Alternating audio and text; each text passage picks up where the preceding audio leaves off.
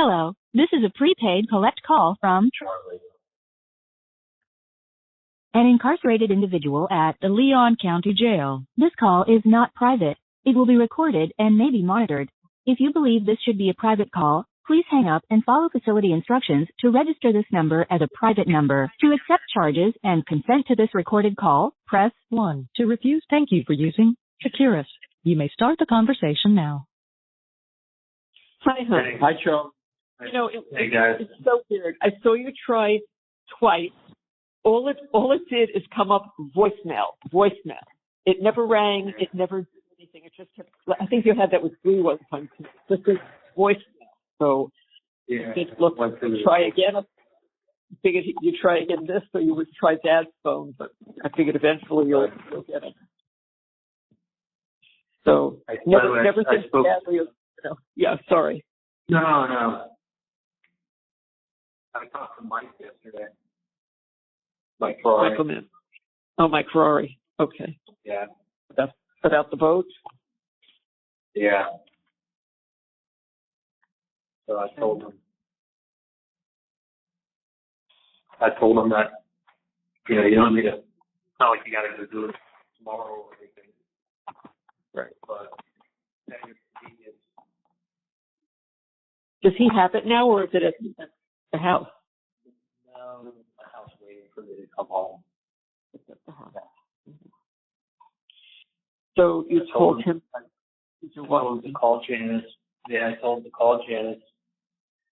And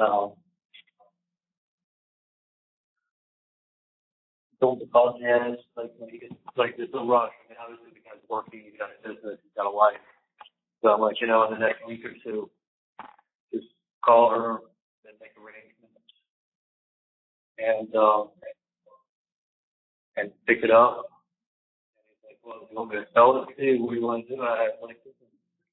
He's like, I'll keep it in the warehouse for you. And I said, well, I don't see myself using it anytime soon. And he's like, come on, you got to think positive. I'm like, well, if you need a space or something, let's sell it. But if not, he's like, I'll keep it there for you. If I need the space, I'll let you know. But if I don't need the space, okay, keep it in the warehouse. Okay. So I'm like, all right. Maybe that's mentally that'll feel good. Yeah, actually, I like that he's going to do that. That's good. So he's like, no, if you want, I'll sell it. But he's like, I don't mind. I'll keep it and turn it on for you on a charger. No. Good. Okay. I think that's good. I think that's nice that he's doing good, and I think it's good. So. Okay. So at least I know what's happening with that. Okay. Yeah. Dad took all the handies out of the house a long time ago, right? Almost all. We have to go back. We have to open the safe again. Yeah. Almost all, honey. Everything that you were worried about. We have. I mean, some stuff I want to go to Roman, but honestly, stuff now. Right. And we know, and Wendi knows exactly who it should go to. And we've already discussed that with her. Actually, Dad did that with her today. So she saw it, she knows. So yes, it's for roaming. Yeah. I want to put stuff in there you have to go to college before you get started things, and it's not going to do something. All right, listen to me, Charlie. I know about the trust. Susan was here. Yes, was it yesterday? I lost track of the day. Yesterday, she was here. We went over everything with her. I know when he's supposed to get certain things. That doesn't mean that. I mean, there's enough there. He doesn't have to wait until that age. He wants camp. He needs clothes. He needs whatever. Yeah. Whatever. He'll have everything. I promise you. He will have everything that he needs. Okay? Bree's not going to be, calling and saying, oh my God, I need this, I need that. It's not going to happen. She'll call us and we will take care of it. So do not worry about Roman. He'll be well cared for. And then if anything ever happens to you, she'll look after herself for him. And if anything happens to us, Michael Mintz takes care of him. And because of the age, Michael and Dad are not kids. Because of that, anything with Michael, Wendi will look after it. And she's taking this very seriously, and she knows, and believe me, she will do everything right for them. She will. So we're not there. Dad and I are still here. So it's got a way to go, but yeah. But because of our ages, we ain't going to be here when Roman is older. So especially at the age that you set it up. So this way, Wendi will take care of him. Her nephew should take care of him. Don't have to even think twice about it. Trust me. Okay? He'll be fine.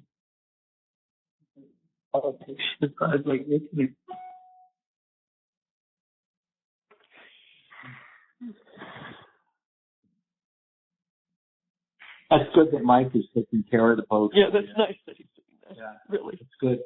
Yeah. Every day, this is just what you said. You're in shock. We all are. This is unexpected. And it's terrible. And you're in a shitty place right now. And can't even get out of there. I mean, little by little, I don't know if it's going to be today or tomorrow. Dan said, I told you what he said. It could be 48 hours. It could be another day. I mean, he's trying, but he has no control. He could just talk to them and, make that effort. He can't do anything else. So, yeah,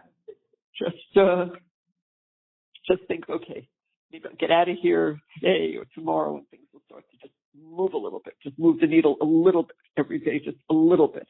Yeah. Okay. Good We're always.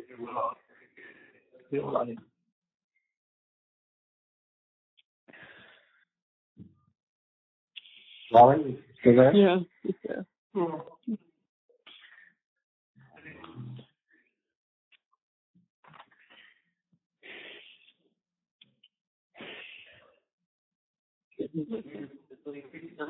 When he was making his will, I was his for like 2 more years, 3 more years.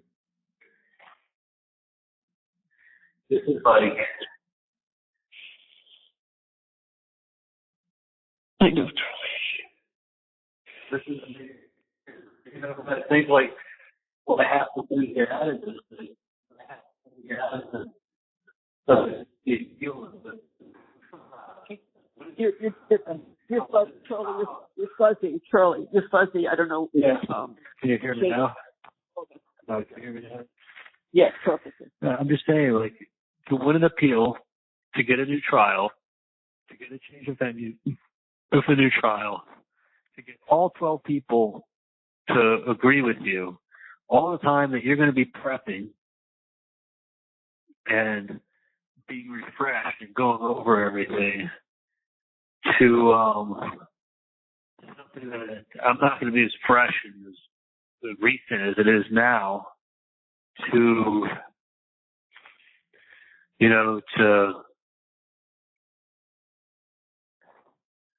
go ahead and like, you say that now because you're not even 48 hours into this, but don't sell yourself short. You have other people that care about you. Things can happen, okay? So just no, I get it. I just feel also like, listen, things come back on appeal on cases, but when it's the biggest case of people's career, like when you're a judge and it's the biggest case you've ever looked after, and you're a prosecutor and it's the biggest case you've ever done, like, you're not looking to make mistakes to get it back on appeal. You're looking to err in the direction that would make it impossible to come back on appeal. Like if you wanted to rule hard on certain things, you rule soft.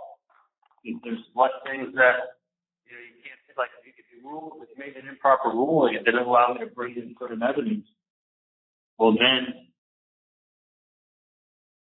that's a good reason to bring it back. But if you're ruling with the defendant, you can't say that you ruled against me. I know. You know, the guy that I was friendly with here he got into a fight with someone. Supposedly he took a Corningware dishware, broke it over the guy's head, and then stole his car. And then he got like 15 years for it, right? Yeah. Because they actually charged him. They overcharged him. It should have just been like assault and battery. But they actually charged him with attempted murder. Mm. And so it was a fight. Anyway, that's his version of it. So his grandmother got him an attorney. The attorney charged him $7,500 to do the case. And the attorney, like when he showed up in court, the defendant, the victim testified, right? His attorney kept calling the victim who was testifying by the wrong name. He didn't even pay attention to remember the guy's name who was the victim. So he got sentenced to like, I don't know, 15 or 20 years. And he was there for 10 years. And he was able to get like some part thrown out on appeal. And he was in prison for 10 years. And then he got 5 years probation. And then he was out. And then like 4 months into being on probation, he tested positive for cocaine. And he said it was because his stepson had just killed himself. He said he thought he was just doing it to split his wrist to get attention, but he actually used the straight, like barber, like trimmer that you trim a beard with. An old fashioned one, a big barber, split his wrist and died in the house. So he went off the deep end and was doing cocaine again. And he failed his drug test. They had him here in Leon County for a probation violation for 16 months for testing positive. He was here for 14 months, and then they sent him to a 6-month rehab program. But I think what it was that they suspended the sentence for 15 years. So I got one probation violation.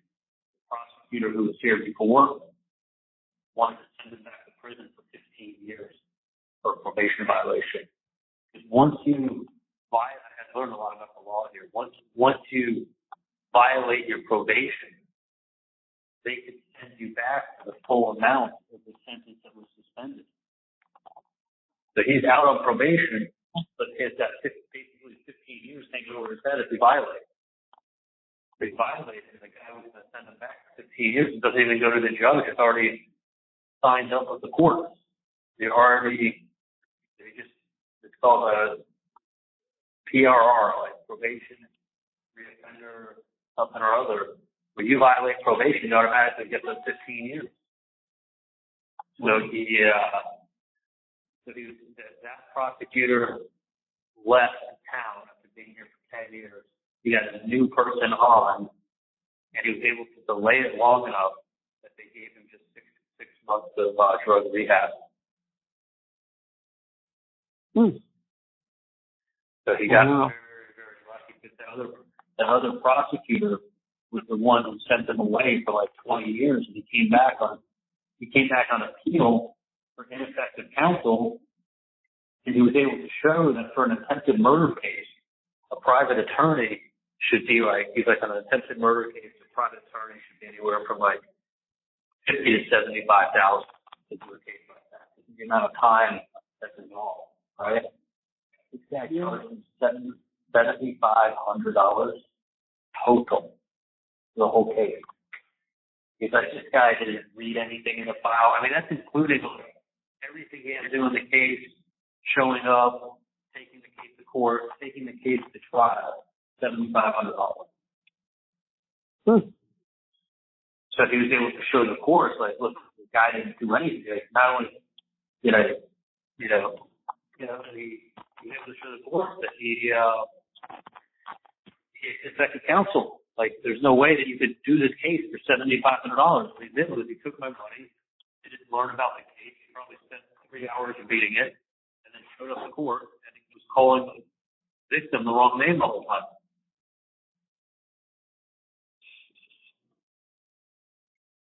So he actually got really lucky. He did bash the guy over the head with the warning dish wire and break over his head.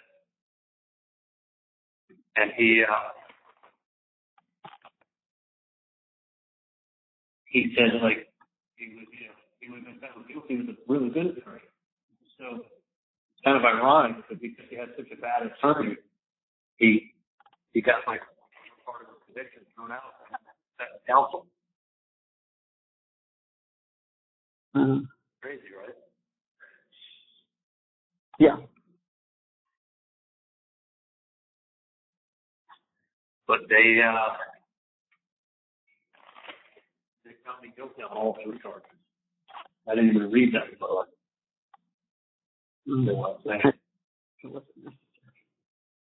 so it was done on purpose. So it was like, if you ever came back on 1, you got to come back on all 3.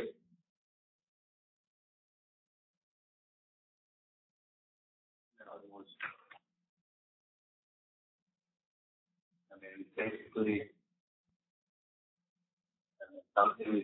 was, and you know, when Dan and I used to talk on the phone, you'd be like, I see you coming home in the car with me. Like, I picture myself driving you home from Tallahassee. You know what? Even though he'd say it, he believed it. You know, I tell you, like, what I felt in my gut. I never felt it. I was thought, man, that would be amazing. Play along and be amazing. I never like.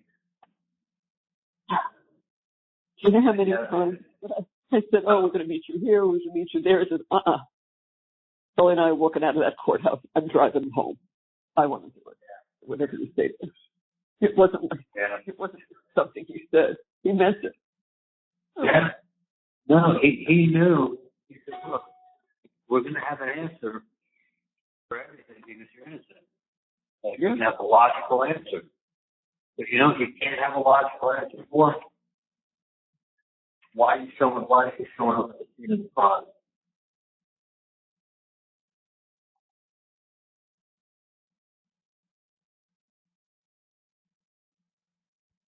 And then it makes it seem like you're coming up with excuses. It really does. When I told someone that was shooting over there, I was like, yeah, that's really true. You know what they said? That's got to be like 1 in a million.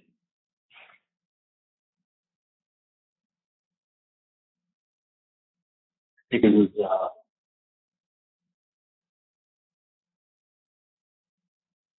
from family from Detroit. I said, no, she was really there. He was like, that's like the odds of that. He's always like an odds guy. You know who we're talking about, right? Me too. I did. And he's like, you got to be kidding me. That's like 1 in a million. Like that, you can't even imagine the odds. I go, yo, that happened. She spoke to her mom and her brother that morning. Like the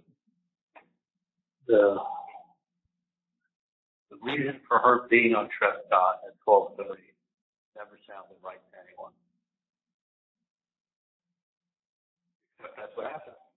She was going to the liquor store that she used to go from that house. And that was the last time she did. And I think it should have been brought out. I mean, I think I did bring it out, but then later. When I went to dinner with her, they sat us at the bar. The drinks that they give you are those martinis, and they're really, really sweet, but they're loaded with alcohol. So she had 1 drink at the bar, and we sat down at the table, and had 1 drink with dinner. What I should have said is that those drinks are like 3 shots each one.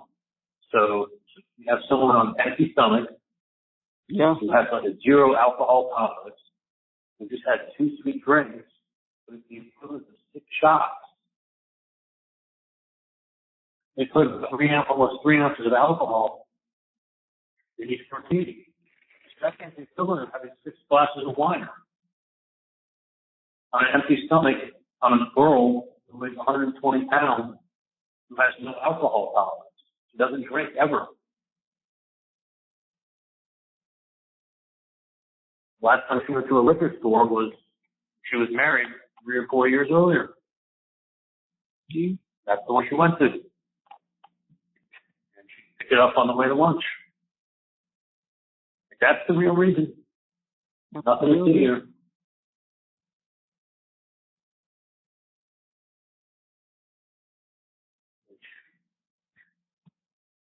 The one time she left that house, she drove by at 12:30 without having a reason to be at the house. Like, how many miles away is she?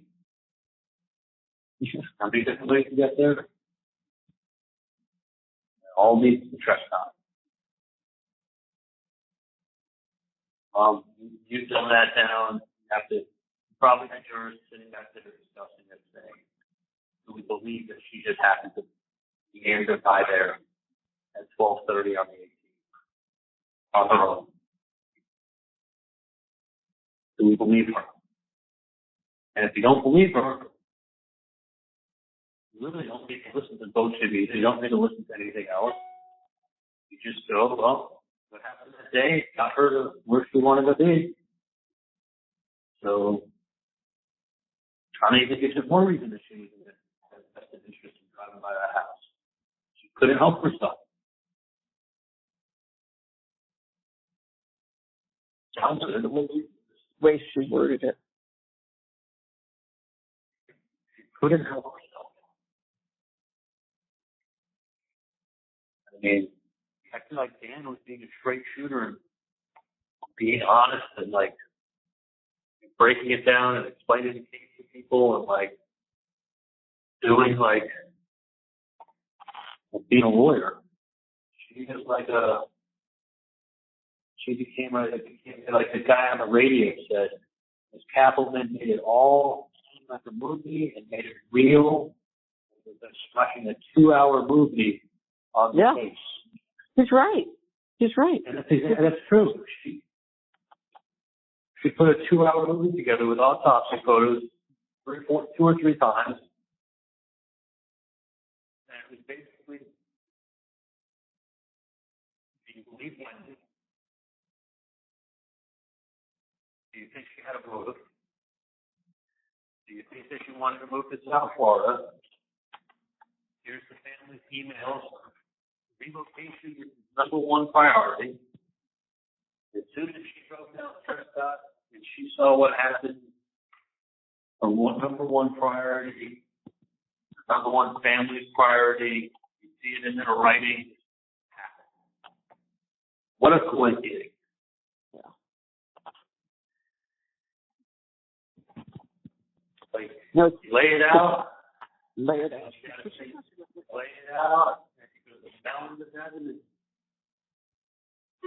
if Wendi fought her on the relocation thing, she would seem like a liar, and it wasn't that important. So then Wendi really, at that point, when he realized she was going to be in Tallahassee a long time, it wasn't that big of a deal.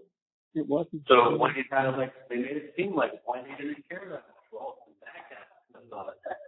she wants you to believe that she doesn't care about staying in Tallahassee. Well, that's why you're writing a book and you're talking about your motive. Believe it. You had no intention of wanting to stay there. You felt trapped.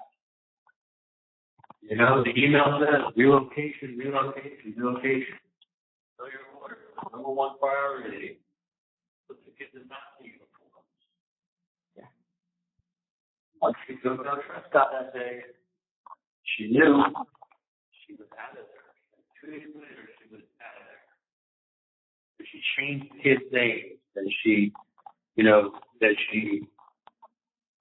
let the grandparents see the kids. I mean, they make all those facts get spun not reality, evil. They make you sound sick and evil. And then once they make you sound sick and evil, you can't sound like somebody that's like, oh, I didn't really care if I was making a life for myself in Tallahassee. No, that'll make you want it. That'll make you go. Once you could just have leave and no one stopping you, and then you left within 48 hours, did you? Yeah. You know, sometimes I think, Charlie, that I was just going to say it's off topic, but not. Sometimes I think you like EST. So I don't know, 15 minutes ago, you said something to us about U.S. Legal and Ramsey. And right. So at 3:05, what time is it? 3:10. So five minutes ago, I see an email from Alex. Oh, it nice. seems that, yeah, because Dad has been digging into this since last year, and then we finally found out that the check was mailed, even though we had moved. It was mailed to the Icon, and remember Gene at the front desk? Right. He signed for it. We found that. I mean, we were literally like little investigators here. So we got that information, and then it took. Dad went to Wells Fargo. He went to different people there. Then it finally had to go to the legal department. A whole to-do, and then the end result is that the only person at that point who could pick it up was Alex or you. Yeah, what it is, I had a power of attorney that they would not accept. They wouldn't accept it. So in any case, Alex he just took a picture of it. He said, I got it. Let me know the address to send it. So, that was a $5,000 check. Yeah. Yep, a little over 5. Yeah. That was what we were trying to read on. The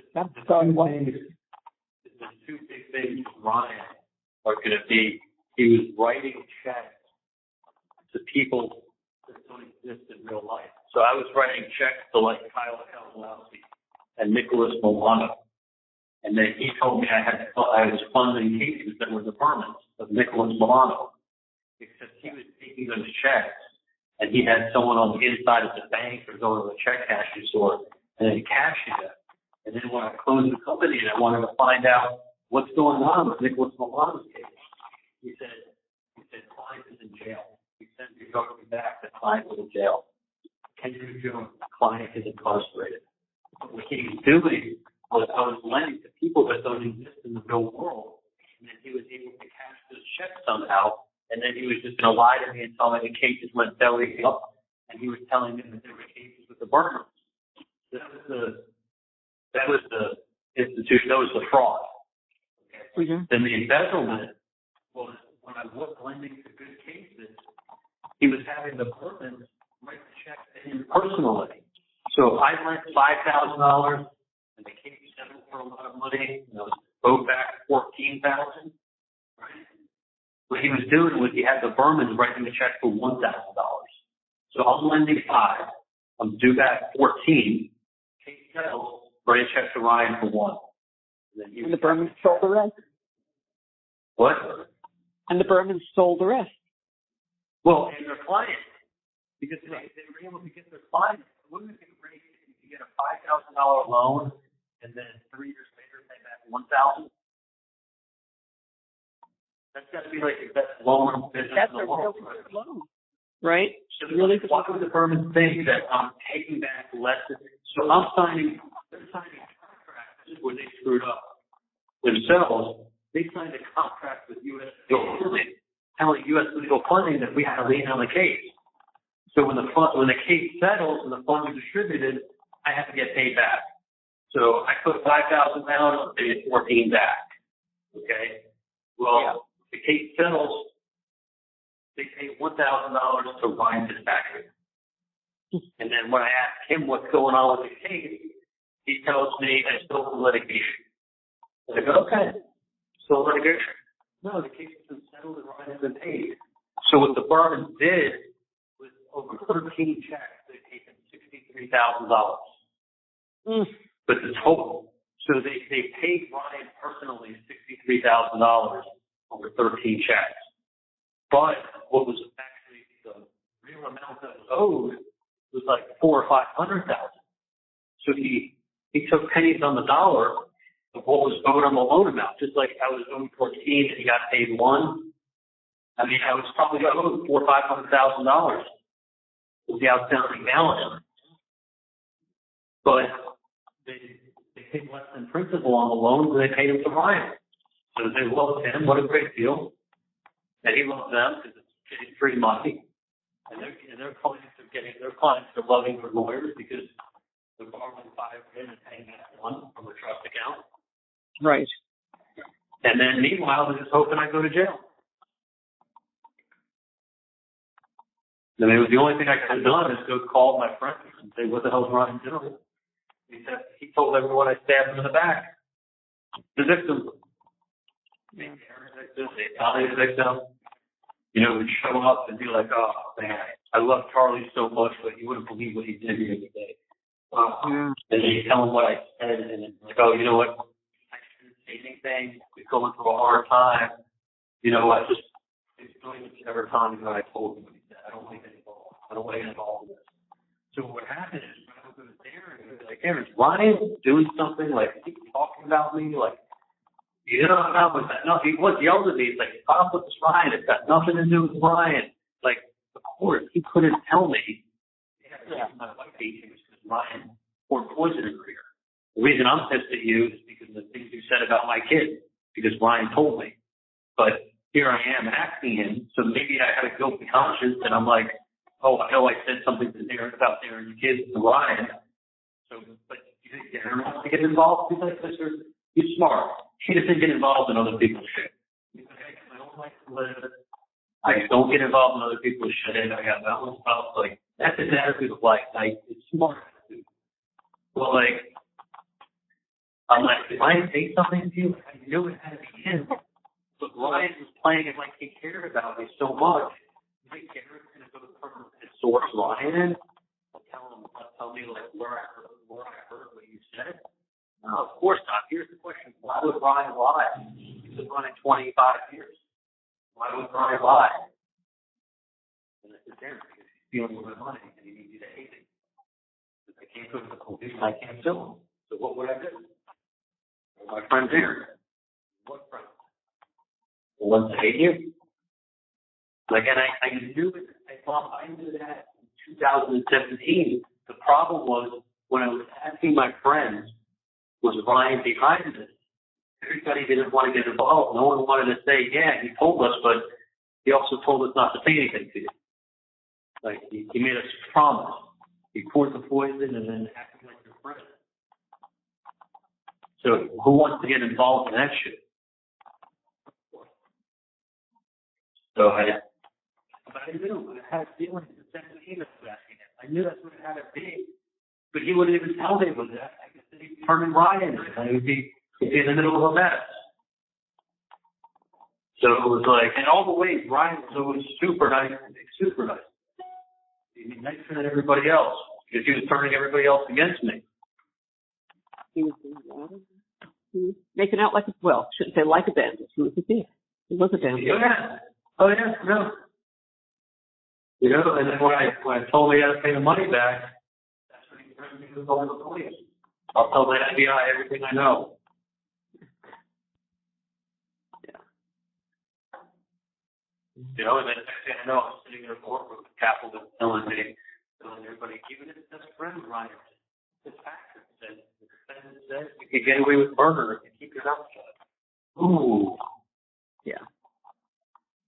Right. Oh, What a liar. What a liar. Yeah, you're a liar. They're stealing and posting shit online and like, but hey, maybe I said that to him. I mean, like, you know, like, and then we had a falling out and now like, but it doesn't matter. She's still bringing that into closing. I'm sitting in the closing with my wife. Plus she's bringing up the guy who stole my money, got rid of my friends, and now he's a witness. To what? A witness to nothing. But it just shows one more person. I mean, she was talking about Ryan, even his own sister. Even his own sister said when asked about this. Like, it's almost like then she started making it seem like Wendy was saying the whole thing was like the way she phrased it and the way she threw it out there. I heard it. She threw it out like, look, even his own sister's throwing him underneath the bus. Like, his best friend, his sister. You know, like, it's just adding it on. But it's like, they kind of like, if you're starting to realize it defeats your theory, if you're like, well, if she knew she had to do with him, and that's why she was showing up there, so why would she be throwing him under the bus 10 minutes later? Like, but people can't think fast enough. Right. Like, if you really were in a cahoot, why would she be like just throwing names out when she goes to the police and she's freaking out? If we weren't in cahoot. But it's like, and one time the story looks good when I can throw the bus with her. One time it's good when I can throw Wendi underneath the bus. Like,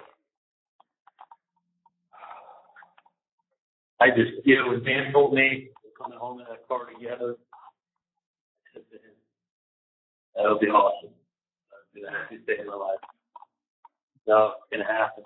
You're going to be playing with Roman. You're going to be good. Dan, like, but you know what? You know when someone says something and you're just like, from your mouth to God's ear, like, that would be great. But like, I'm not like, it didn't mean anything. I said, like, I didn't feel it in my bones. Like, I really didn't. I hope. But I wasn't like, I didn't feel it in my bones the way I felt like what it was going to be like in Tallahassee. That I felt in my bones. That I felt in my gut.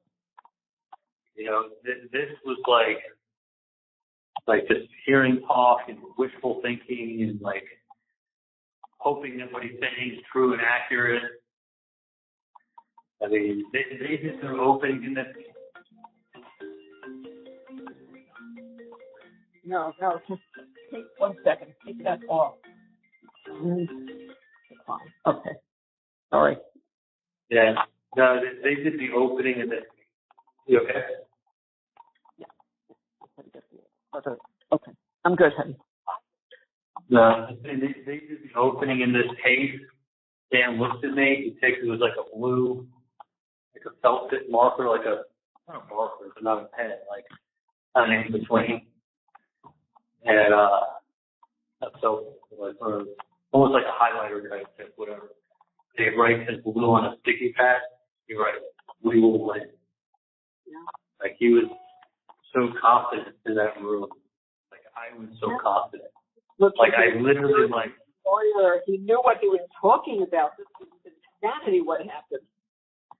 Like it was, but it's like if the case was going back, I wouldn't be this fucked up. I would be like, okay, like they came out with this or that, the other. Like all the stuff that they had is all the stuff that in 2015 I knew they had, and that I was innocent, and they weren't going to have proof to show I did something I didn't do.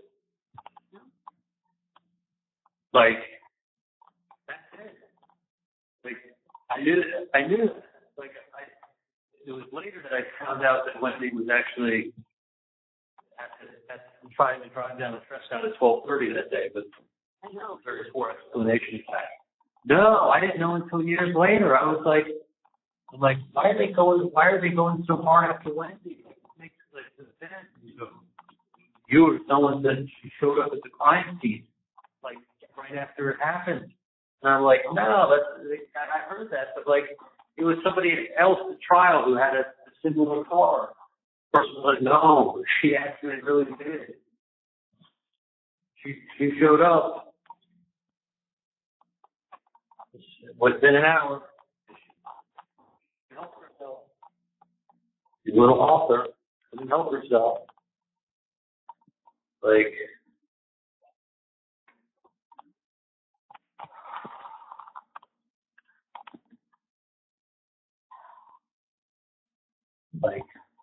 holy shit. Guess what? If you're a cop, you know what you're asking? Why the fuck are you driving down Trescott when he lives 10 miles away? To a liquor store? There's 5 other liquor stores close to your house. You want to go to this one? This is not the most direct route to this one. Still not taking the look. Taking an out of the way route to a liquor store that's 3 times longer than all the other ones. The way I'm used to going. Okay. Your husband just got shot and now you just bought a bottle of full of bourbon. Bought into it after driving by the ground. I want to tell you something. If she didn't have the proof on that one, she would have been arrested. If that's just like she would have been. Yeah. So let me get this straight. You drive 10 miles out of your way, past your husband's house, the crime scene takes up, he's shot in the head. You don't panic. You drive straight to a liquor store and you buy a bottle of Bullet bourbon. I mean, I know it's pronounced Bullet in French or whatever, but everyone says Bullet bourbon for that evening to celebrate with your friends. Had her friend just told her on the phone, oh, get some Bullet bourbon, and then she just wrote it on a sheet of paper and then brought the paper with her and then bought it. Bring it. Oh my God. Or to buy some alcohol. Could have been bomb. I don't know, like, who pays attention to that? Like, I have never in 47 years, if not 47 years, been told to buy Bullet bourbon from someone's house. Yeah. Have you? Nope. Right? Dad? Nope. So that's only, 180 years of experience. Yeah. None of us have ever had that request. In 180, it's almost 80 years, 70, 150. And then, so what, 190 years, 195 years of living on Earth between the three of us? No one's ever asked us to buy a bottle of Bullet bourbon for that night, for a night. And as soon as you drive by your Trescott lane, it's blocked off, you go pick yourself up a bottle of Bullet bourbon and celebrate that night. And this is not your neighborhood, and we've already belabored all the reasons why it makes no sense driving down that street today. Like, it just starts falling on deaf ears. And I'm telling you, it's that simple. Use your common sense. You just said it. Falling on deaf ears. Yeah. You said it right. But look at what they did. That's why they started with that. Because what happened to Trescott? They allowed relocation. What's the one thing that the emails talk about that's more important than anything? Relocation. Like, so it all fits together. Like, she can't, her explanation kind of sucks for why she wanted to drive down Trescott at that time. I mean, a better explanation is she couldn't help herself. And once you buy that, everything else just looks like a rich, crazy family who wanted relocation, who did this, and she's a part of it, and that's why she's driving down the scene. Make sure it was done. Like, did you notice, like, they were, like, backtracking back and forth, and then they finally really backed off of Wendi because they realized, like, her cell tower showed that she was still at 5 miles away at 12:30 when Kate said, oh, I know it was already done. Right. So if Wendi was 5 miles away, how could she be calling and saying I've already called and said that? She was 5 miles away. It didn't fit their story. So they kind of backed off of the time standing on that. Yeah. Everything else is like, well, if the shoe fits, like you're the one that benefits and you're the one that's showing up. Like, holy shit. Like, that's a coincidence. You know what I think? I think someone hears that in their ears, especially a mailman. I should have thought of that too. Like, a mailman just lives on routes and knows streets, and just knows how many different ways you can get to a place from point A to point B. Like, to say that you had to go down Trescott would make. I should have thought about that a little bit when we let that sergeant, the black sergeant, who was the mailman, come on. But I should have thought of that and been like, you know, a mailman knows how many routes there are to get to someplace. So the probability factor starts taking a whole lot more when you said I had to take that route. Yeah. Like, that route or that time or that day, just after your TV dad left. Like, I honestly think after that, these people thought like, hey, we're smarter than they are. We're not going to buy their shit. We can see the basics. We got common sense. Chances of that happening are 1 in 10. Now you got somebody who's looking at everything. Hey, it's a 1 in 10,000. Like that they're actually telling the fucking truth. Now win me over with some overwhelming facts to prove your innocence. Overwhelming. You're not supposed to have to prove innocence. Just prove. How can you prove you weren't a part of it? How can you prove you weren't a part of something that you weren't a part of? Yeah. I mean, that would be like someone pointing the finger at you and pointing the finger at Wendi, and you'd be like, well, how do I prove I wasn't part of something I wasn't part of? The person's going to sit there and point fingers now. Like, that's why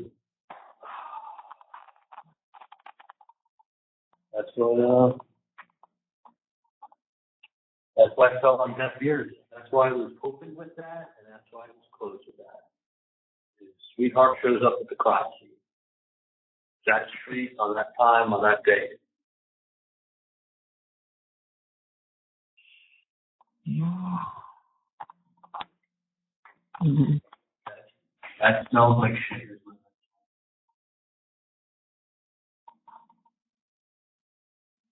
It does. It sounds terrible. It's absolutely terrible. Right. Yes. I mean,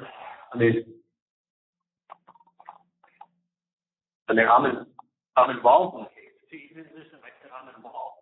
Like, I'm involved, but I'm not involved. Oh, he said he's involved. Like, understand the context of what I'm saying is, like, I'm involved and I look at it in the case. And I'm like, it looks crazy. Mm-hmm. It looks, the ex-wife goes out of her way to drive by the murder scene right after hitting and come and kill her husband, ex-husband. After she talks to her mother and brother. Yeah. Like, you just painted the picture of the definition of conspiracy.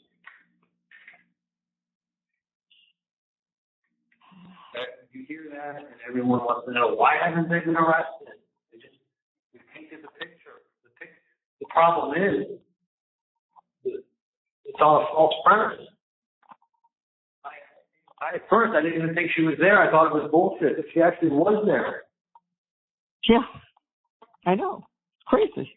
When I heard that officer said, oh, I saw a minivan that looked like, you know, my wife's minivan, it's a Honda Odyssey, that's burgundy, and it fits the description of the ex-wife. I'm thinking, like, this guy's such an asshole. He's making this shit up. Like, there's tons of these out here. Wendi wasn't there. He wasn't. Wendi was there. The ex-wife showed up. I mean, listen, if I'm sitting at a bar and someone tells me the story with those couple facts, you know, mind you, like, then you throw in the motive, the relocation that they keep bringing up. Right. And then you throw in the crazy emails. You know, these people are crazy. Take them out of context, they're crazy. And you tell me how she benefits, and she's the one showing up. Like, if I was sitting at a bar and someone's like, hey, she has nothing to do with it, you know what I would say? Get the hell out of here. Like, I can put two and two together. Like, You know what? What would you say if someone said that to you? The thing is, I get it, and you're 100% right, and it all sounds like it's piling on, except she really wasn't on trial there. You were. But, and they spent more time on her. And relocation and this and that. Yeah. But here's the thing. If she was a part of it, then I had to be a part of it. And if you sit there and go over all that stuff that I just belabored, and I said, and you said no, I can add 2 + 2. That sounds very, very, very, very suspicious. And you can get in your head that this girl had to be wondering what's about to transpire. Then it's not it's a small step to go get the thing. The small step. Just look at the connection. Look at who I know. You know? Look at who my ex-girlfriend was. Okay. And then look who was there. And look who is showing up. So here's the thing. If you could make it seem like when she's lying about the relocation, if she's lying about her feelings about Tallahassee, if all she wants to do is move, and all that gets accomplished, and then she couldn't help herself but show up at the crime scene, if you can prove that, you can.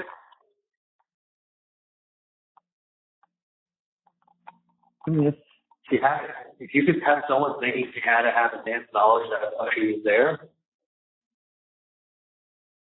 then you've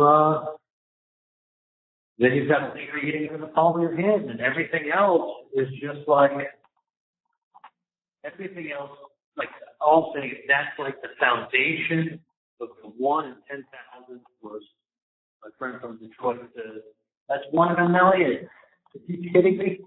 That's like 1 in a million. You could have a better chance of winning the lotto than having that happen. So if you could convince them that, hey, it's not a 1 in 10,000 or a 1 in a million occurrence, then you got to say he's guilty. Almost. Like she doesn't show up there. She doesn't know about it. If she knows about it, who does she know about it from? Who does this all apply to? The person showing up. The person wanting to leave. The person who lied about how much she liked Tallahassee. Like, you read the emails. They want to get the hell out of here. This is a small stop on the way to civilization. Wasn't that what this was? Your husband worked at Florida State University. He worked at Florida State University. And he put the word North in there. The name of the city was fucking identical to Tallahassee. Like 2 letters off. I don't remember the name of it, but Tallahassee. Hiawatha or something. Hiahassee. The fictional town was Hiahassee. Yeah, Hiahassee. It doesn't. What was it? Hiawatha. I mean, it sounds very similar. Her husband was a professor. She had 2 kids in immigration. Like it's like you writing a story about a husband who's a doctor and you're a school teacher and someone's got 3 kids and 2 boys and a girl. Like and they're from New York. They moved to South Florida to the South. Like, you know what I mean? It would be like, okay, you're getting this from somewhere. I mean, but it got dumbed down to the point that once you had that as a foundation, everything else became like more shit.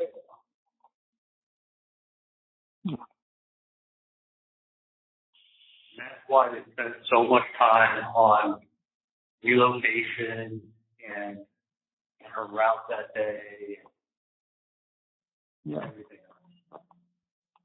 Because that's an unbelievable story into itself. now you want me to do even more unbelievable.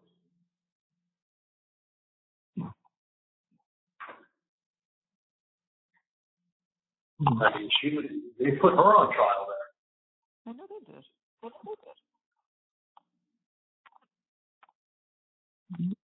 You know, listen, there's a reason why they were putting a picture of her out on the right at the Katie on the beach. Of course. You know? You know, it was showing the connections. Like,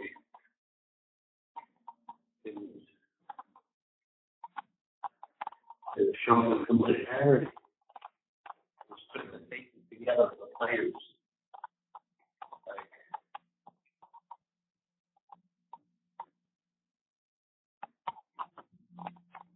that was a good picture of Dave Warren, actually. And Pierre.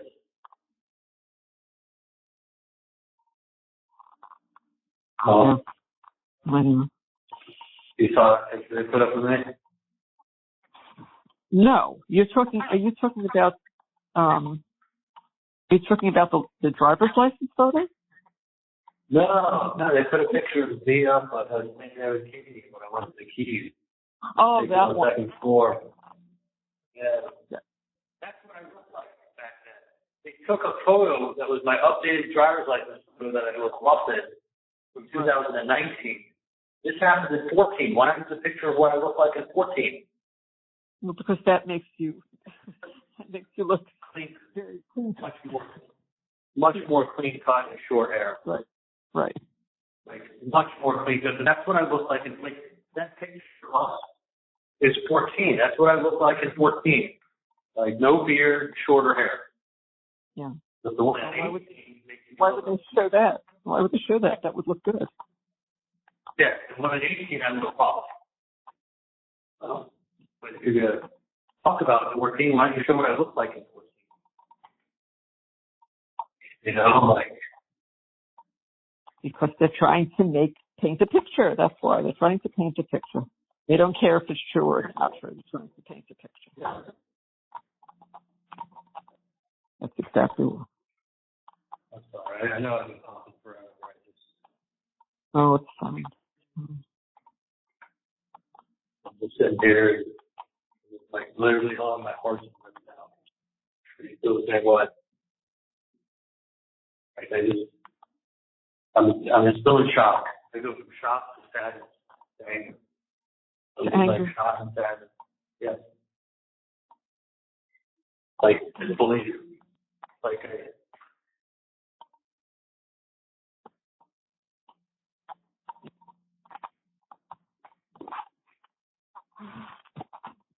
But Dad and I feel like our hearts are ripped out. Not plausible yet. Can't feel it yet.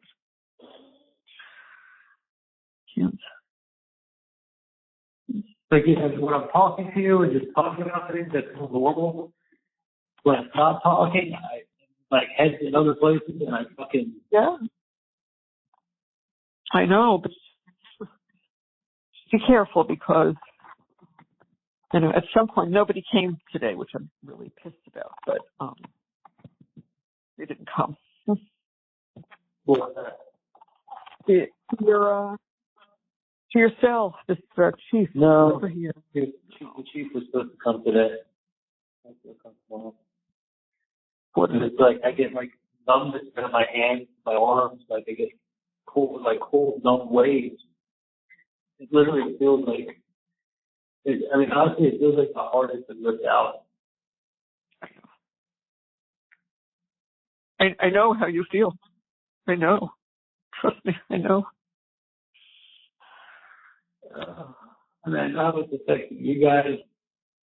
I know it's affecting Wendi. I feel terrible. I wanted to do so much stuff with them. Like literally, I know. It kills me not being able to be doing stuff with him over the last year. Like he's actually becoming like a cool teenager. Like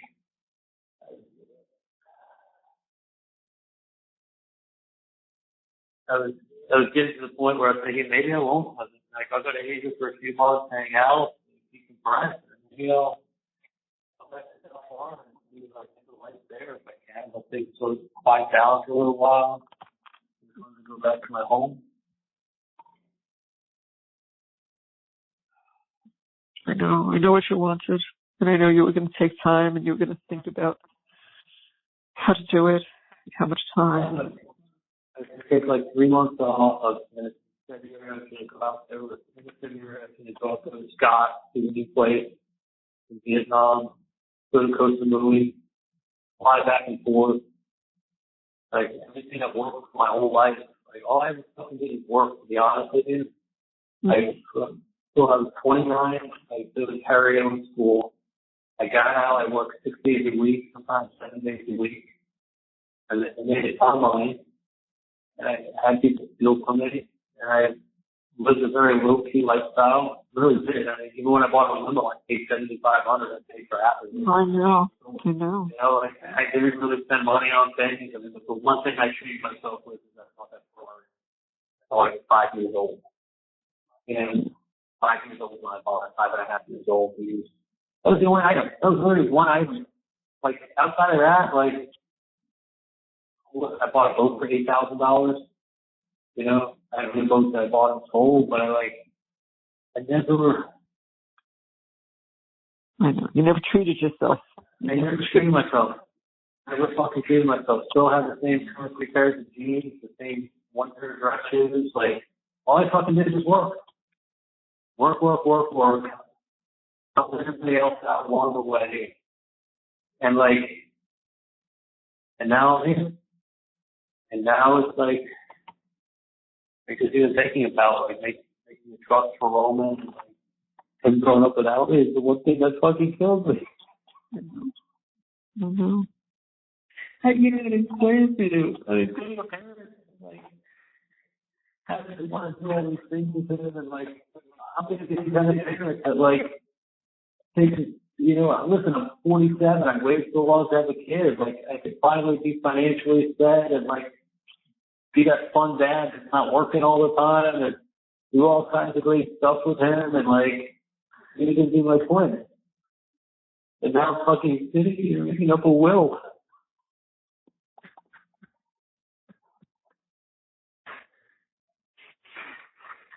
I understand these fucking twin. Every time I talk to him on the phone, I think, it's hard. What is that?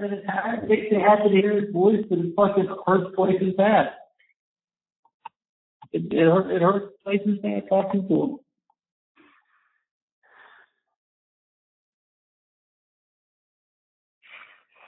I mean, like, oh, I'm happy that the kid doesn't know, but he's not going to remember me outside of pictures of the videos.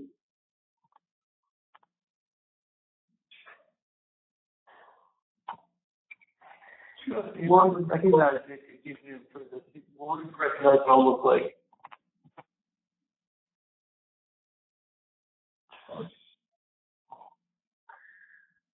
Oh, you have no memory of me outside of pictures and videos of the outside world.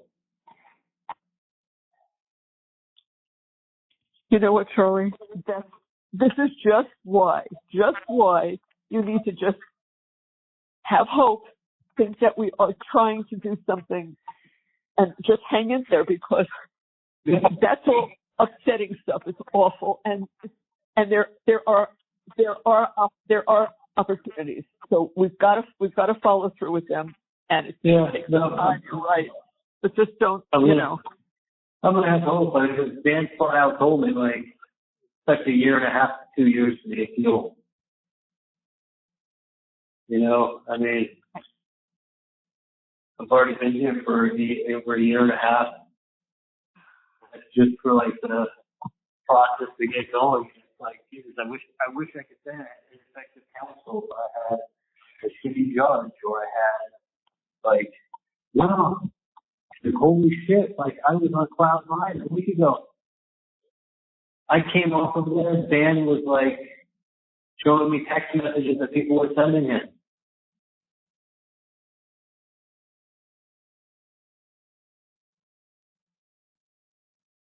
Well, like I wasn't giving away my stuff. I gave away my socks. I gave away my other long sleeve Sure, I have. I got one of that whole nail. Like, I literally was like, this is happening. Like, holy shit, like we're way ahead. No. These people had deaf ears at the time Wendy showed up at the crime scene. You know, you can only tell one crazy story at a time for people to not say you got lots of stories. She's got common sense on her side. She couldn't help herself. Like,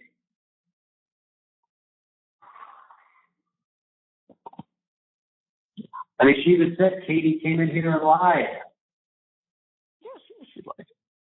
Couldn't keep No, Catherine even admitted to that. It's like, yeah, look at everything else. She twists and turns all over the place, so she had no option. Yes, but look at everything else. Well, everything else was all some crazy shit that happened. It doesn't mean it didn't. It was just it was hard to believe it happened. And if you think that Wendy showed up because she knew, then you got to convince. That was the take-home message. Yeah. And I literally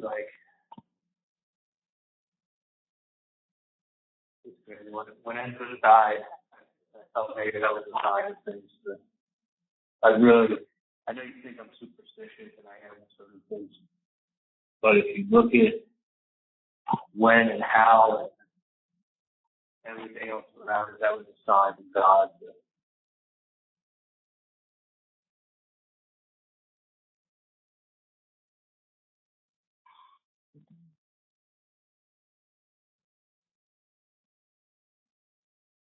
I said it like it's a sign of that shit.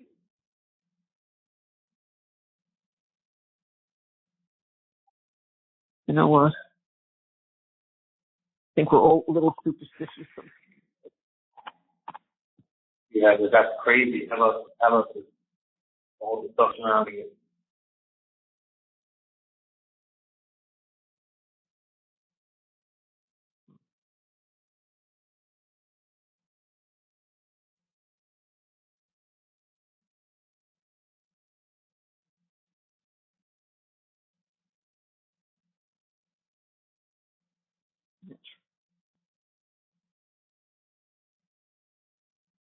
There's no understanding. Honestly, you didn't have a chance in hell up there.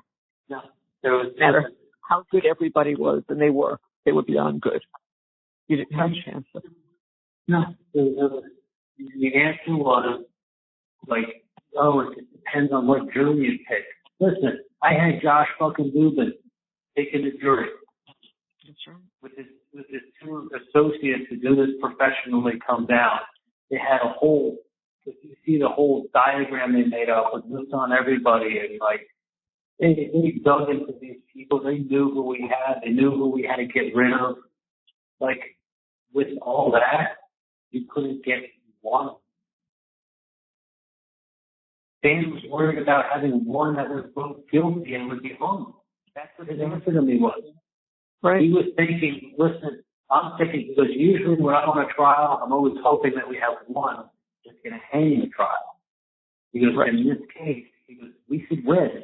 He goes, I'm worried about getting somebody on this jury that's going to think guilty when the other 11 are finding innocent, and then we hang that way. He's like, I'm worried about an 11-1 hang, not a 1-11 hang.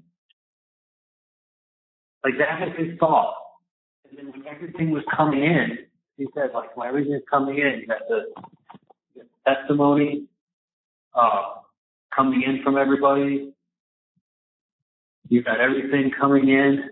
Like, it's looking good. But he said to me, he said, if someone would have told me, this was like a Friday, he said, if someone would have told me 2 weeks ago, this is where we would be at this point in the trial with everything coming in, because I would have been ecstatic. I would have been ecstatic. You know, the man based his reputation on this case, Charlie. Believe me, he didn't leave a stone unturned. He spent all his time, like he would be on a bicycle, he'd be listening to podcasts. He would be talking to the bicycle group about it. He was talking to guys who played tennis, they're trying to get feels for like what kind of jurors would be good for us. He was talking to old people. He would go to a family dinner and say, okay, let me tell you about this case I'm working on. Tell people some facts and see how it resonates with them and see what people think and like, you know, and like present the argument, see what people think. It wasn't that. They were overwhelmed by the stakes, dumbing it down and a couple crazy facts, and then you have deaf ears. Because, holy shit, I've heard for the last 6 months he was worried about having one juror that makes it hang. I was hoping to have one juror to make it hang, but here's the problem, Mom. You need 12 to walk out of this place. And I should have not smoked so much weed and thought through it and said to myself, Charlie, you got 12 that you need to say to let you walk. Like that's what the guard said to me when I was downstairs. You need all 12 to agree. You're all 12 innocent or all 12 guilty. Right. And when he said that to me, I was thinking to myself, I was looking at this face. I walked in today, the closing statements, and one of them looked me in the face. And I was thinking, like, I'm not getting all 12 of those people to agree. So if all 12 will agree, you're going to have to run it back again with 100. They're doing it again. They're doing it again. So even if you got one out of 12, you know what that means? You're doing it again. But at least it's like, all right, we're still fighting. We're still in this. Like, don't give up hope. We got a trial coming up. It's like it never even happened. We're going at it again. Come on. Don't lose your focus. Like, you know how long I had to sell to myself with all my food and sell to myself, like, in a pushy pod, like, not in prison where I'm worried, like, I couldn't even go through my shit, you know, or like, it's not like I'm going to have a quiet place to maybe study and use my attorney all the time and, like, you know, go through all this stuff. I mean, I had my A game. You know, I looked my A game. I had to look the thing after I go in. I'm not going to be, you know, it's like I just, this part is wrong, is that with everything that was done, not one person out of 12.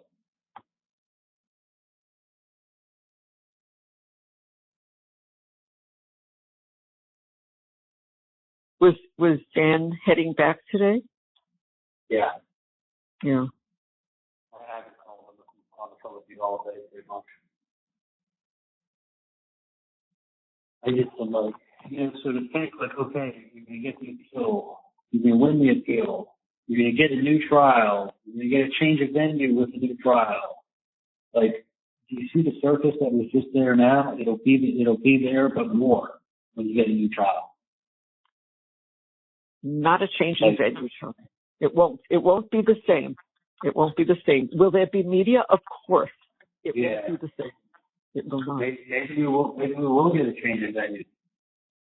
You know, I mean, but like, listen, if these people flat out told the judge, like, I can be fair, I can, like Dan said, because I don't think these jurors were honest with us.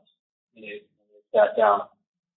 Like, if we got rid of the ones that were honest, listen, you only know what someone tells you. You know, you say they don't know about the case, like, they don't know about the case, again.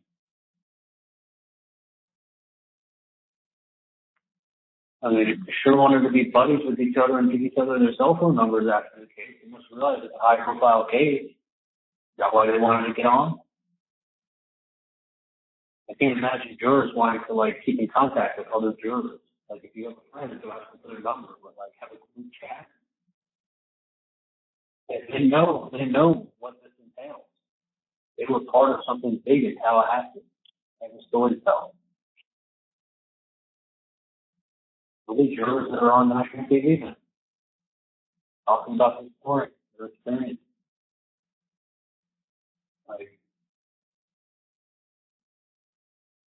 And it's long, it's exactly what I thought it would be. Exactly. You ever feel something in your bones? Like, I know that sounds crazy when I'm talking. No, it's not. Do you know what I'm saying? Like, have you ever felt that? Like, Yeah, have a sometimes. feeling in your, like, you have a feeling in your bones. Like, I could feel it in my bones. Like, I felt it in my gut.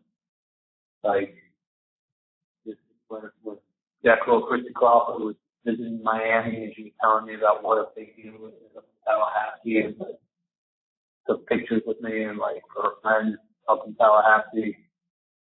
And it was like a weird vibe. She's around people like people with money, and her dad ran for governor, and like she's around the in circle of people. Like for her to be making such a big deal about this, telling me how big it is making me sick. Because as she spoke, it made me feel like she's making such a big deal about it. Like, this is the biggest thing up there. So, like, when we finally get an Adelson up there, Yeah. my bones, I was thinking, like, I won't stand a chance in hell. I won't stand a chance in hell. And these people are not going to stop. They're going to give us a dog going after a bone. And that's what it's going to be. Like, this is crazy. Like, what am I hanging around for? And I was like, I'm sure they're. what am I, you know? I literally felt like I was looking at it. I mean, look, I went so far that time to say, look, what was going to end up in North Carolina?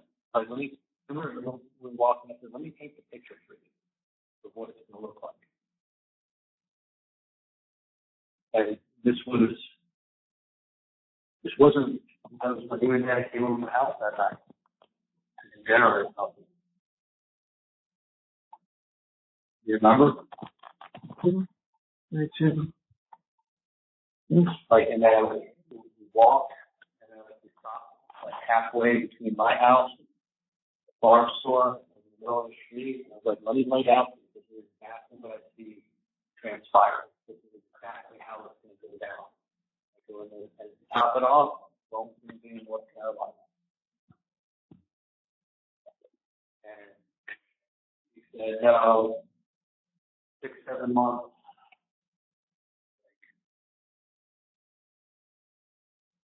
You know, then I came in here, it was taking 6-7 months, and then somehow, you remember when I first came in and you were like, Marcus couldn't try the case until February? You were thinking?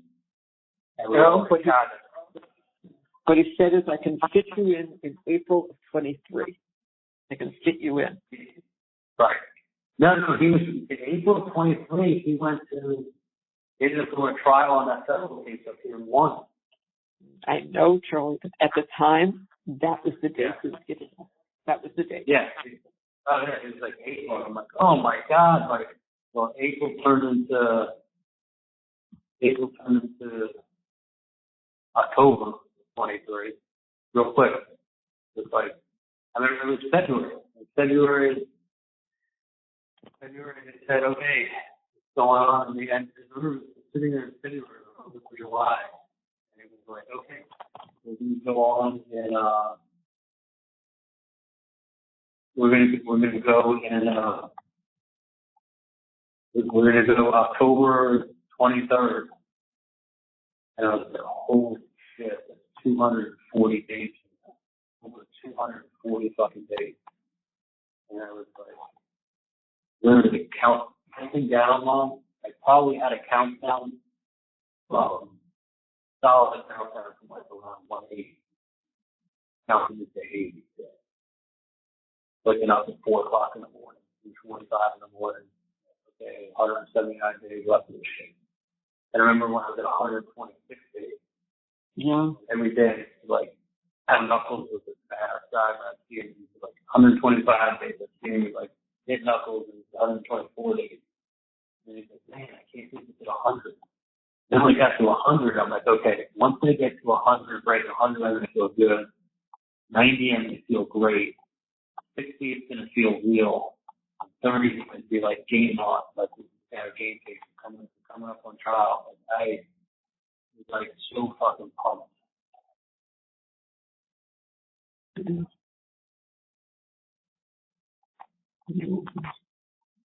I didn't stand a fucking chance, Mom. This was not, oh, this jury was bad. I didn't stand a fucking chance with a prosecutor that's gonna sit there with money browsing the liquor store, all the other shit, and the TV joke. They're gonna sit there and inject ears. I couldn't get one or 12 to be good.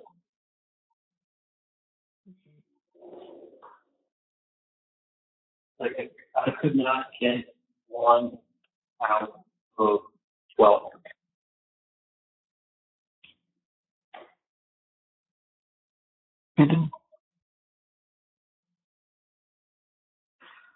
I don't think it mattered what was going on there, Charlie. I think they just. I think the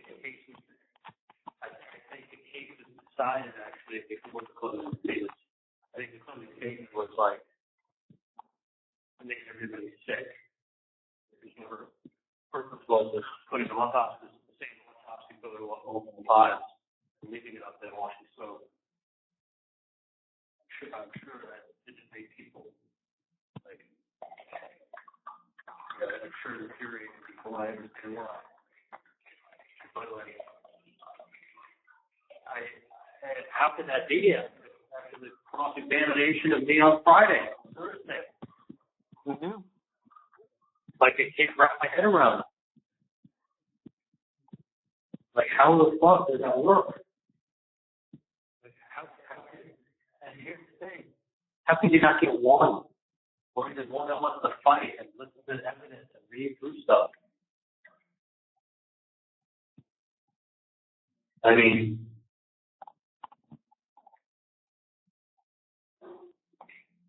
how do you have what? You don't have fucking one. You don't have hindsight. No, analyzing with you. Having a sergeant who works in the post office is probably the worst person. There's a big tall black guy who has the 5 black women like following him around. He's a leader and he works in the post office. I know rounds. The probability of you taking that round makes me think that we have a big problem here. Like who knows routes neighborhoods better than a postman? Yeah. Nobody. And how many different routes and someplace you're gonna just drive to Trescott lane. Same time your husband's getting shot. Like listen, after that, who is he? Well, you talk to your brother that morning for 18 minutes. Like, I didn't know there was something else. Yeah. okay. What did you say, Mom? They said, you said, talk to my brother for 18 minutes. I mean, they made up stories about this one talks to this one talks to that one. Yeah. It's a family. They do that. Is that a problem? Mom called to say the appointment was made. Okay. And I called Wendi because I was on a flight with Katie. And I called my mom. Katie. Like girlfriends and officers. Here's the thing. I only talk to Wendi like every 10 days, 2 weeks. The only reason I spoke to her was because I was in a fight with Katie. Yes, it is. What I should do. So, call my sister first thing I got on the phone. I don't want to call her. Somebody don't call her. That's just a little bit. Sitting down, and then you have stupidity, absolute asinine stupidity, right? And then talking about theories of the landline. And here we have a landline conversation again. Like, 1997, I had that notebook call in 1976. Same numbers on my cell phone. So I'm obviously not trying to hide anything. Like, the only time I wanted to have privacy was when I was on the phone with Eric, and I'm like, let me call you from your cell phone. I'll call you from my landline. That time, and then because I didn't know what Eric was going to say. Katie, and I was overly cautious after Mike told me don't talk anything about Katie. Eric started talking about Katie. I was like, you know what? Mike told me that the phone's out. Let me be cautious. Whatever he was going to say. That was it. That was the one time. And I tell them. But they have a pie chart. The first attempt, the second attempt, and I called 7530536. Just a little high, but you're only there for 60, 70 days all year. For the whole year. I have 2 years. So I said that to Dan, and they said, you don't even want me to have a point. Just show them that it's nonsense. But I don't know. I mean, they made a demonstrative out of it. If it did a big pie with the tiniest sliver being the 24 columns out of the 3,500 columns, that'd be significant. It is statistically significant because I never call that number. But I don't want to call it if I knew you were home. Otherwise, I'd always call yourself. Right. I must have known you were home, so I called you on your line. It's always a better connection. But I'm calling from my cell phone. But you know what? They brought that up in opening, and they brought that up in closing. And it was part of the closing. You know what they were doing? They were taking all the things that they could say are statistically significant and go, look at how many statistically significant things that are occurring. And there comes a point that you try to start adding them all up, and you're going, the 2 times he called, the 2 times these guys went up on the trip, and 2 times he's calling his parents' phone number. Significant. Like, what chances of Wendi showing up? Chances of the TV being mentioned in 3 different ways? Significant. Yeah. Like, we got a number of things that keep coming up that are significant because they're involving dates, times, locations. Fucking coincidences, that's why you can't explain, like, why I bought a TV because you didn't have a fucking TV. That's right. You said TV because the guy asked for $5,000. If he asked for $50,000, I guarantee you that his car costs about $50,000. I would have. No, how do you talk? But it made sense to say something that cost about that amount of money. Back in that time, the TV was a couple thousand, 3, 4, 5. You walk into the business 15 years ago. It was 3, 4, 5. If he said the TV is $5, I would be like, are you talking $500? No. The TV to get $500. So if they asked for $50,000, you would have said this car is about $50,000. I would have known the car costs about $50,000. The TV even cost about $5,000. It wouldn't be $5. 15 years ago, it said it would be about $500. Real life, it would be $1,000. So, like, is it statistically significant that code word being brought up? I mean, it's odd as fuck that you had to buy that for Wendi for her divorce card.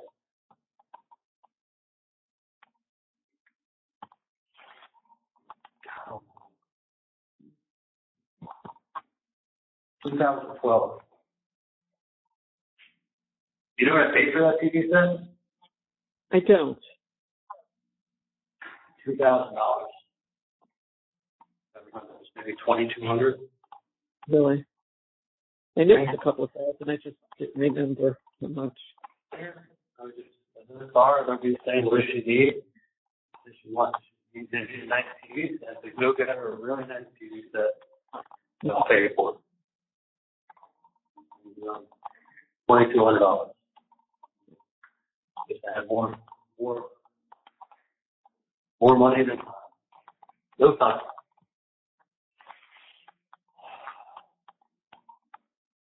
You know, I never spent a single airline mile.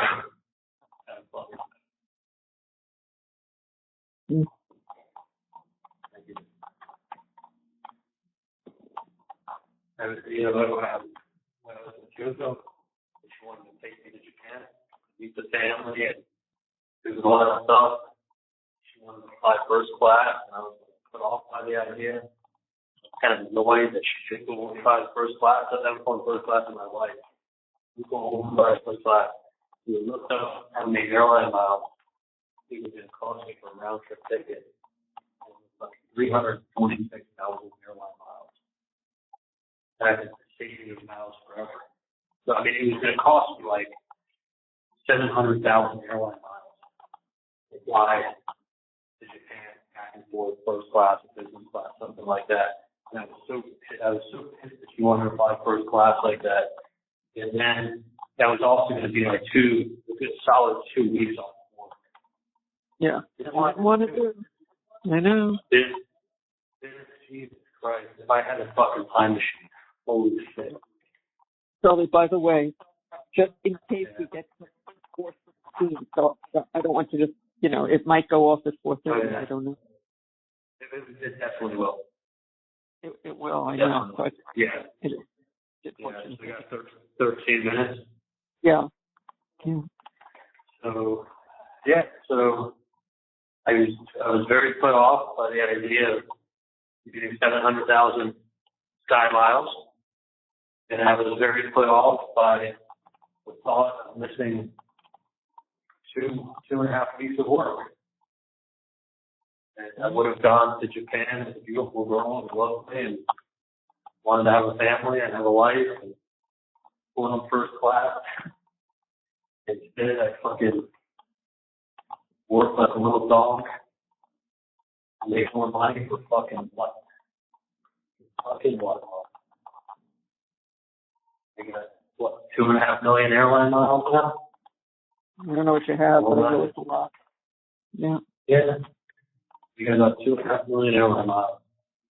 Maybe more. Fucking what? 2.5 million airline miles. Don't want to take 2 weeks off of work. Just sitting in jail rotting for almost 19 months. Literally rotting away. 19 months. I look like that. Yeah. First time this mirrored glass makes me like I can actually see what I look like as I'm looking off of like a chrome plate. Like it definitely don't look the same.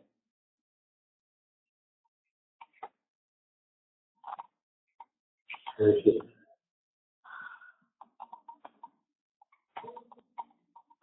I mean, it's like it just bothered me. Like it, honestly, like you couldn't have a bigger change in life. Being 36 years old, the girl wanted me to move into the continuum with her family, fly first class to Japan, meet her family that's super successful. You know, she wanted me to get a home, got a home on Palmer, I bet kids, get a dog, have kids, to the shit.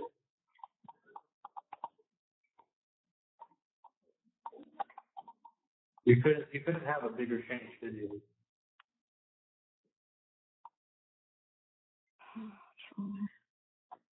You couldn't. I mean, like you realize what I've experienced in life, like where I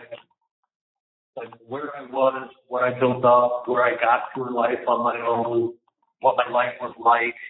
You know, hanging out with friends who liked me and were successful and good times and opportunities and building, working, doing nothing but working. I no, I don't want to go to Japan with JUCO.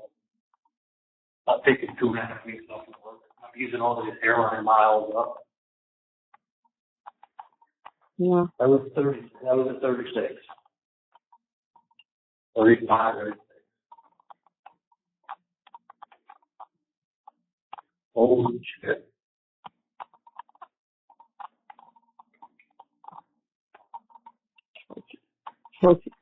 Think about it. Yeah. I mean, all my friends are struggling trying to figure out their businesses. I was thinking to continue with JUCO out of McEwen and talking about our future. And that was reality. That was pinnacle. You can't get higher than that. Beautiful girl. She had money. You know, I was successful. Both good looking. Nothing but like opportunity galore.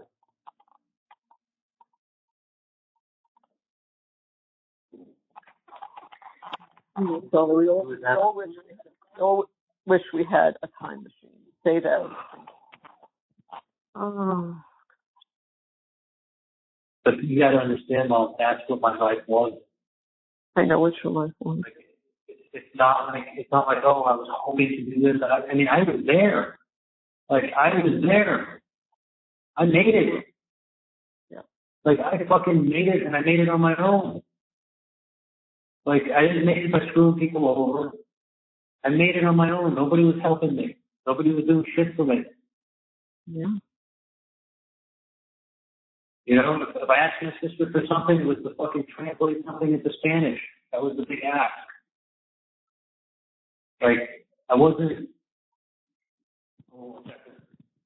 Yeah. Yeah, I'll do that. Hey, if you could get that.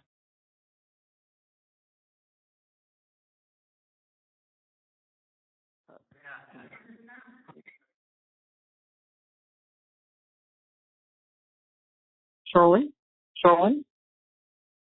Hello? Yeah. All right, cool. Yeah. Thanks, buddy. I'll see you tomorrow, man. All right, bud. I guess they're, it's like it's a good idea what I think they're doing. You got to try something. I guess being recorded on the news. If you're watching the other pod, then I put it in for for something that happened at the trial, whatever they filed yesterday. He filed the motion. Yeah, he filed a motion yesterday. I woke up at 6:30 in the morning and they were talking about it on the radio. And then the pod next door, they're seeing it. Well, listen, who knows? The juror just said they exchanged numbers and there may be something in the chat. Like, you know, it's just a prayer. It's just a prayer. It's a prayer. That's right. Like, really just sending up a prayer. So I just feel Mom, it's so many thoughts in relation to my life. Like, I mean, it kills me in that I know where I was, like, what my life looked like, what my fucking opportunities look like. And it's like I've been tough for the last year and a half. I know you have. It's really been like I can make it through this. Like, I've never been to jail before. I've been in jail for 19 months now. You know, but like, I knew this was going to be, you know, I knew this was going to be bullshit before I even got up here. Like, I knew it in my bones and I fucking expressed it many times. I mean, let me ask you this. Did I ever say anything other than just what it was going to be when I got up here?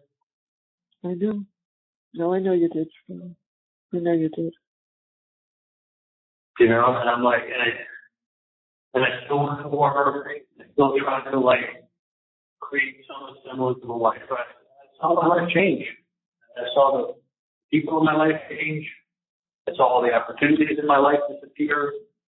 I saw what I was to people that just trying to use me. And I saw the level of girls that I used to get and then did get. And it's just like, the quality of everything just went down the fucking toilet. The quality of the people, the quality of the opportunity, the quality of like, of everything that I like was around me. And, hold on a second. Yeah. Thanks, buddy. I'll catch you tomorrow, hopefully.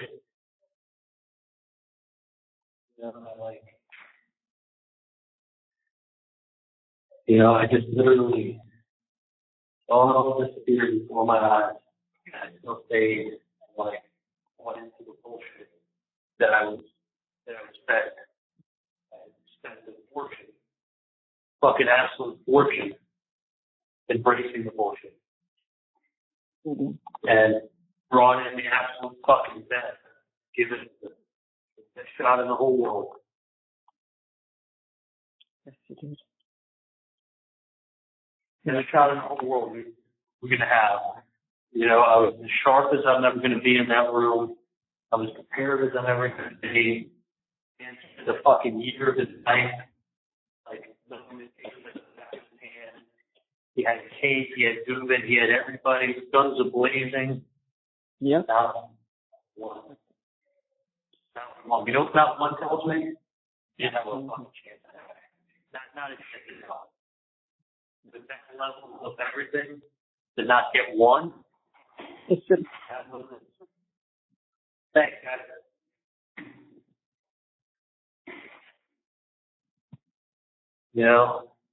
That's what it tells me.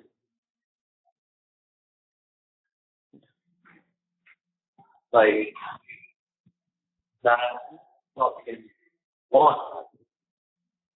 Not anyone really putting time in there back then. Like, I knew that's what I was up against.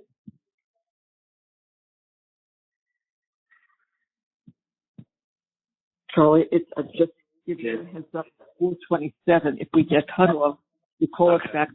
Okay? Yeah, I'm sorry to keep going on. I feel better when I talk to you. Oh, good. It's fine. Fine. Fine. Thank you for listening to me. Yeah. Thank you for listening. I love you, and oh, there's no words for this. There's just no words. You're not getting a lot of encouragement with this guy not showing at 4:30. I'm really annoyed. Yeah. So hopefully it'll be here today. Tomorrow. You can call Dan and let him know that they never came. What's his name, Mac? M-A-C-K? Yeah, we're gonna have trouble. Okay, I'll tell him. I just, Mom, it's like which just killed me is I fucking knew what Tallahassee was going to be about in this whole experience before I got up there. So it's like, I knew what it could be. I knew what it was going to be. I bought into the bullshit it wasn't going to be. But it clearly is what I thought it was, in that you can't get one fucking juror. Not one. Because the strength that I had to use up on people that were the 911 operators and that was on the lieutenant on the fire and the police department. Like the lady whose boyfriend's the sheriff's officer in town. Like it wasn't real strikes. It was like people you had to get rid of. Couldn't keep one good one for me. The jury of my fucking peers. There's not one person on there that was the alternate was my peer. That's why he made him the alternate. Yeah, he said he would have put him in. We'd have a hung jury, we'd be go to trial and 6 days down. Right. Yeah. This was fucking exactly what I thought it was going to be. Listen, I'm not going to give up hope. I'm going to stay in there and fight. Please don't, because we'll fight. As long as I know you're hanging in there, we will fight for you, Charlie. You know that. Yeah, no, I will. I know you guys are going to take care of stuff when you're on the outside. Yeah. What, Charlie? Yeah, he knows. Yeah. I know. I took the time. That's why Dad's saying. I love you guys. All right. Dad, I love you. Too, I'll call you guys after 6:30, okay? Okay. That's great. That's great. Thank you. Thank you. Love you. Hey, tell Dan. Can you Tell Dan what? I just texted him. Charlie? Charlie, oh, he must have cut it. I knew that was 4 days, that's all. I knew that was going to happen. So, I kept telling him,